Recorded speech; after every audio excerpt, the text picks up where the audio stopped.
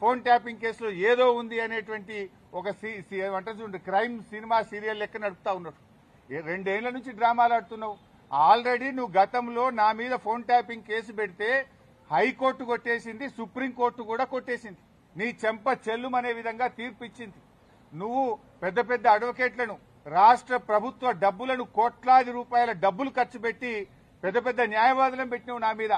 ఎంత పెద్ద న్యాయవాదులను పెట్టినా న్యాయం నా వైపు ఉంది గనక, మేం తప్పు చేయలేదు గనక, ధర్మం మా వైపు ఉంది గనక హైకోర్టులోకి మేము గెలిచాం. సుప్రీంకోర్టు కూడా నీ చెంప చెల్లుమనే విధంగా నువ్వు స్పెషల్ లీవ్ పిటిషన్ వేస్తే కూడా కొట్టివేసింది.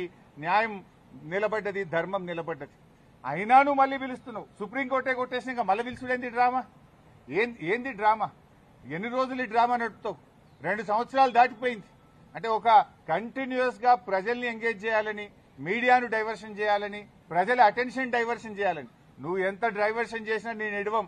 నీ బొగ్గు కుంభకోణం గురించి నిలదీస్తూనే ఉంటాం.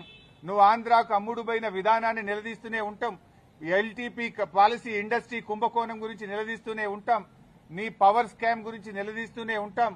నీ యొక్క అవినీతి బాగోతాలు అన్ని కూడా బయట పెడుతూనే ఉంటాం. 6 గ్యారంటీల కోసం తెలంగాణ ప్రజల పక్షాన నిన్ను ప్రశ్నిస్తూనే ఉంటాం, నిలదీస్తూనే ఉంటాం. నేను ఈరోజు